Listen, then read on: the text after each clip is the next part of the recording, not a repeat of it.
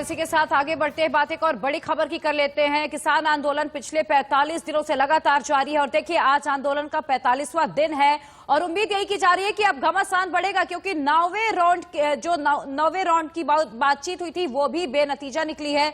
9 round की बातचीत से भी अब तक कोई हल नहीं निकला है और किसानों ने साफ कर दिया कि अगर सरकार कानून वापस नहीं लेगी तो आंदोलन लगातार जारी रहेगा। अगली बैठक जो होनी है वो विज्ञान भवन में 15 जनवरी को होनी तय हुई है, लेकिन सरकार ने साफ साफ कह दिया कि कानून में संशोधन कर सकते हैं, कानून को रद्द नहीं करेंगे। राकेश टिकैत जो कि बड़े किसान नेता, उन्होंने कहा कि 26 जनवरी को राजपथ पर ट्रैक्टर ट्रॉली की परेड निकालेंगे और सरकार जिस तरह से किसानों को बहला रही है, फुसला रही है, वो कतई बर्दाश्त नहीं किया जाएगा। या तो कानून रद्द करिए या आने वाले 2-3 सालों तक लगातार आंदोलन को फेस करने के लिए तैयार रहिए।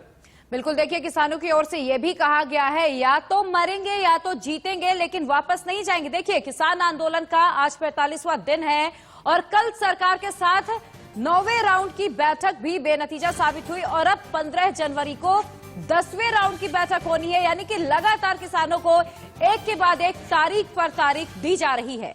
और कृषि कानून को लेकर किसानों ने साफ कर दिया है कि कानून रद्द होने से पहले वो हटने वाले नहीं है। आंदोलन और मुखर होगा और तेज होगा और देश भर के किसान इससे जुड़ने वाले हैं। सरकार ने कहा कि उन्हें उम्मीद है कि 15 जनवरी की बैठक में कोई बीच का रास्ता निकल सकता है। किसान नेता हनान मुल्ला ने कहा कि हम कोर्ट का रुख नहीं करेंगे, हम चाहते हैं कि सरकार और किसान मिलकर बीच का रास्ता निकालें।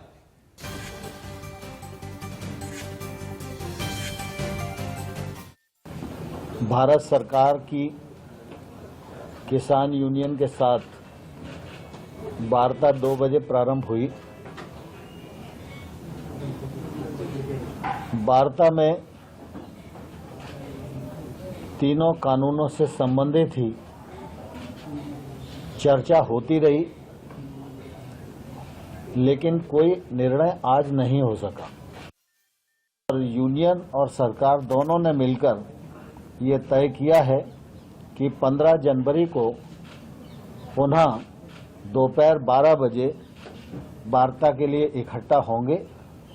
वो लोग भी अपने यहाँ बात करेंगे, हम लोग भी अपने यहाँ बात करेंगे और मुझे आशा है कि 15 तारीख की जो बैठक होगी उसमें कोई समाधान ढूंढने में हम लोग सफल होंगे।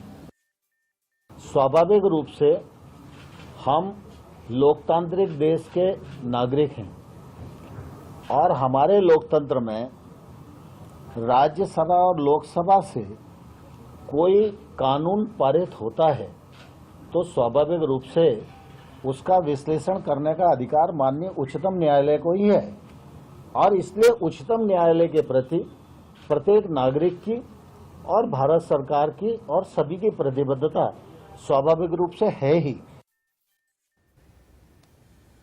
और कृषि मंत्री ने साफ कर दिया, गेंद जो है वो सुप्रीम कोर्ट के पाले में डाल दिए। कह रहे हैं कि सुप्रीम कोर्ट तय करेगा, सुप्रीम कोर्ट जो आदेश देगा उसके मुताबिक काम करेंगे। किसानों ने भी साफ कह दिया कि वो कोर्ट का रुख नहीं करने वाले हैं। और इसी खबर पर बात करने के लिए हमारे साथ जतिन गोस्वामी हैं गाजीपुर बॉर्डर से। Jatin, good morning.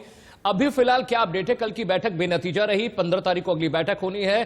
किस तरह का रुख अपनाने वाले हैं किसान, किस तरह की रणनीति बना रहे हैं?